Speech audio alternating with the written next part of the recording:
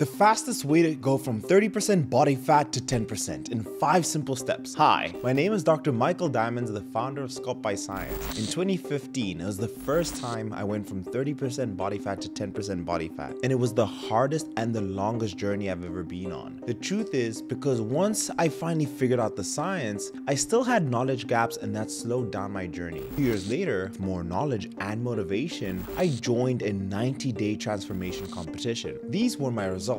I've used this technique with multiple clients like JL. At 36 years old, starting at 251 pounds and being a new dad, I used this technique to help him drop 53 pounds in 16 weeks. These 5 simple steps require a lot of attention to detail, and I'll show you exactly how to execute them. Before I even started with these 5 steps, the first thing I did was taking a long hard look at myself and asking myself whether going from 30% body fat to 10% body fat is worth pursuing and focusing and spending my time on it, and if it was realistic. From my previous experience, I knew that getting to 10% body fat required a huge amount of sacrifice. The average body fat percentage for men that I speak to on average is around 25 to 30% body fat, and for women it's around 30 to 36. Note that women are supposed to have a higher body fat percentage than men. This means that the average man and woman would need to reduce their body fat percentage by more than half to see their abs. If you weigh roughly 200 pounds and have 25% body fat, then this is 50 pounds of fat tissue on your body. You would need to lose 30 pounds of that fat to reach 10% body fat. This represents 105,000 calories burnt. It's important to set yourself up with a contract and understand the requirements. You could have an incredibly successful diet and exercise program. You could transform your life forever and add 10 years to your life expectancy. But before we dive in, a lot of research and editing goes into making a video like this. Just do me one favor, if you wouldn't mind, gently hit the like button. It'd be greatly appreciated. And if you enjoy this kind of content, subscribe and hit the notification bell if you're new. Let's kick it off. This bag is a representation of you at 30% body fat, and more specifically your midsection. You can feel all the fat tissue around it, which is represented by the water, and the red in the middle is your rectus abdominis. You have a sensation if you press deep enough that there's something in there, because everyone is born with it. And this is step 1. And when we establish that, although as you can visually see, we are losing fat tissue, you can't really tell the difference, and a month will pass, 2 months will pass. However, to speed up the process, we'll implement step 2, and we can see that it's accelerating the amount of water coming up, and then we'll implement step 3, and then finally, we'll implement step 4, and the only question is a question of time. And eventually, after time has passed with these 5 simple steps, you will be able to see your six-pack clearly, and you'll be able to maintain these habits for the rest of your life, and you'll still be losing fat tissue. As you can see, the water represents that, and eventually you'll reach your goal. But let's dive into step number 1, the perfect deficit. To go from 30% to 10%, it's the first rule. You need to be in a caloric deficit. This is where the total calories burned each day through exercise, non-exercise activity, and your metabolic rate outweighs the calories you consume from the foods and drinks that you have. The larger the deficit, the more fat that will be burned. But to create too big of a deficit, that can be a detriment, and the diet can be too hard to follow. If you're very overweight to start with, a 500 caloric deficit is a good target. If you're close to getting abs and need to adjust your weight slightly, a smaller target of 200 to 300 calories is probably a good idea. There are 3 main ways to create a caloric deficit. Number 1 is reduce your caloric intake, the diet, and increase your caloric output, the exercise. Or reduce your caloric intake, the diet, and increase your caloric output through exercise. The third option makes the most sense, as you can create a bigger deficit without having to diet or exercise too intensively. If you want to create a 500 caloric deficit, for example, then you could perform 200 calories worth of exercise and reduce 300 calories from your diet, or 150 calories of your exercise and 350 calories from your diet. Find a ratio that suits your lifestyle. If you maintain a 500 calorie per day deficit, that's 3,500 calories per day, which is roughly 1 pound of body fat. If you need to lose 12 pounds of fat to reach visible abs, then you're 12 weeks away from achieving your goal. Step number 2, I call it the cardio accelerator. Research has shown that both fat and carbohydrates are burnt and the proportions vary with the intensity of the exercise. It also shows that as exercise intensity increases, so does the reliance upon muscle glycogen for energy over your fat stores. As the exercise gets more intense, so does the proportions of energy coming from glycogen compared to fat. This is why a very low intensity activity like walking taps mainly into fat stores, whereas high intensity sprints pulls much more heavily on your glycogen stores or your carbohydrate stores. Both moderate intensity and high intensity interval training are effective for fat loss, but it depends on which you prefer. When you exercise, our body uses 3 stores of fuel: fats, carbs, and protein. Being that the goal is for fat loss, using fat as a fuel would be ideal. High intensity interval training pulls much more heavily from your carbohydrate stores. Consider this example from the American Council of Exercise. Assume you just burned 200 calories from a 30-minute low intensity run.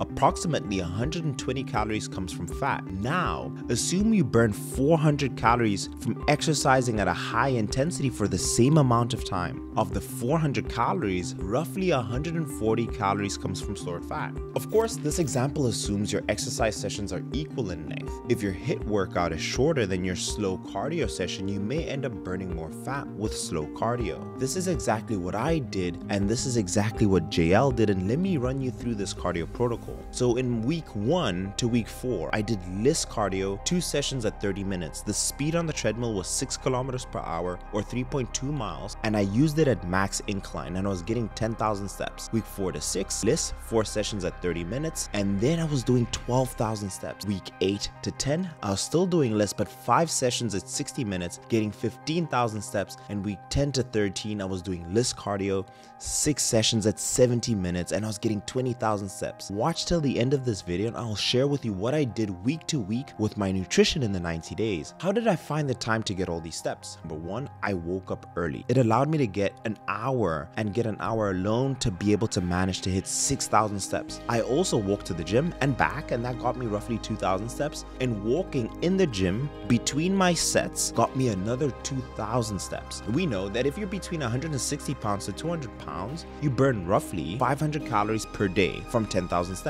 If you walk 10,000 steps for 7 days, that's equivalent to 3,500 calories burnt in a week, which is exactly 1 extra pound of fat. 1 pound of fat is 3,500 calories. That'll be just through walking alone. As the weeks pass, I would burn more fat the more I walked. Look at my client Nicholas. This is the amazing transformation he completed doing the exact same tactic. If you want the same results, don't forget to fill out your application in the description of this video. Step number 3, intermittent fasting. At its core, intermittent fasting is simply a style of dieting that concerns itself most with when instead of what you eat, and the general goal is to spend more time every day and or week in a post-absorptive low insulin than a postprandial high insulin state. You see, with a normal type of diet, you eat food every few hours from, let's say, 8 a.m. till 9 p.m. That is, every day you eat food intermittently for 13 hours and eat nothing for 11 hours. Due to the time it takes to process the food, and depending on the size and composition of your final meal of the day, this means that majority of the time your body spends in a post-absorptive state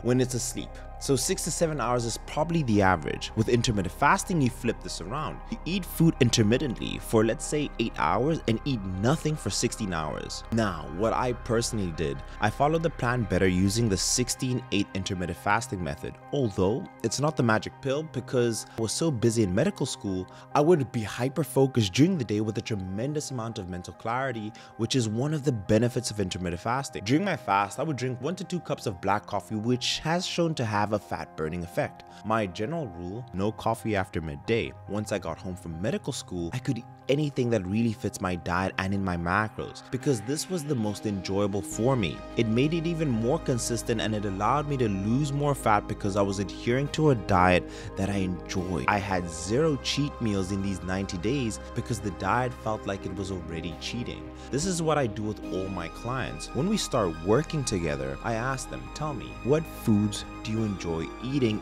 even that you consider unhealthy? That's the pizzas, the burgers, burritos, ice cream. And when I design a plan and put it together with their favorite foods into consideration, I know they'll be able to do it for the rest of their life. And if you're a busy professional and you finally want to get your health back, your business or your career has stopped you from being at peak performance in terms of your energy levels, and when you get home to your family, like in your teens or in college, this is what I do. Let me help you finally see your abs and improve the quality of your life. Just fill out the application in the description below, and once you've joined, we'll have the same conversation and we'll get you to 10%. Step number 4, high intensity interval training, or known as HIIT or sprint interval training, is a form of interval training.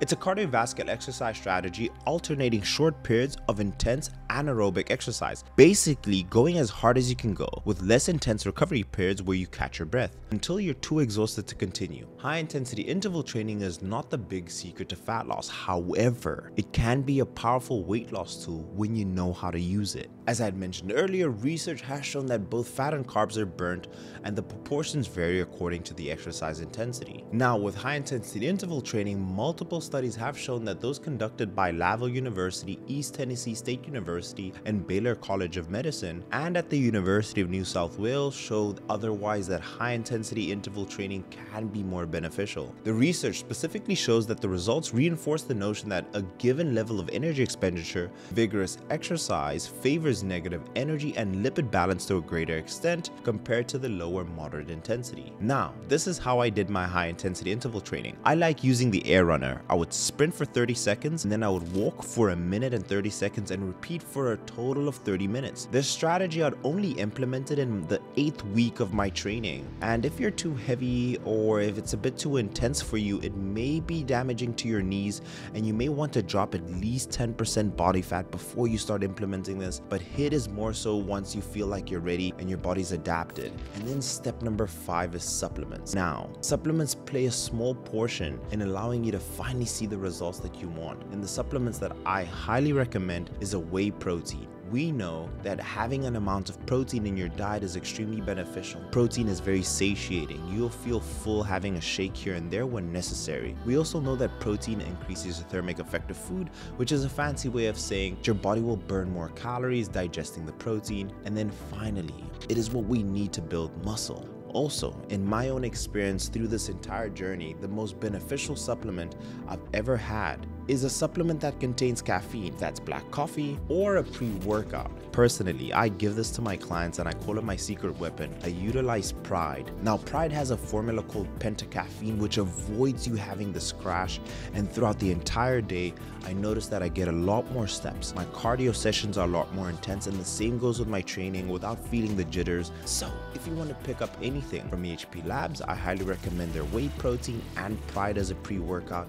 That will speed up your fat loss. Those 5 things I did consistently, which allowed me to be able to drop all that weight in 90 days. I've done this with my clients as well. Now again, I highly recommend you utilize a combination of all of the tips I've given you or just a few of these, but let me know in the comment section down below. I know I promised you guys I was going to take you throughout the entire nutrition of this video, but I want to make a detailed video of what I did week by week, the nutrition, the training that I was using, and the cardio, and show you exactly what I did step by step, going from 30% body fat to 10% body fat. If you want that, let me know in the comment section down below. Hey Mike, make your detailed video of how you went from 30% body fat, and I'll give you guys the macro breakdown, my thought process of why I changed it, the same with the cardio and the same with the training. Comment down below and let me know, Mike, make the how you lost the 30% body fat to 10% video, and I'll gladly do that. But let me know, drop the video with a thumbs up if you want that video, and I'll look at the comments and I'll look at how many people said that they want it, and I'll make that happen. But I'll leave it here. Leave the video the gentle thumbs up, subscribe if you're new, and again, if you want me to help you with your transformation, if you want me to help you go from 30% body fat down to 10%, fill out the application in the description down below, and I'll see you in the next one. Cheers.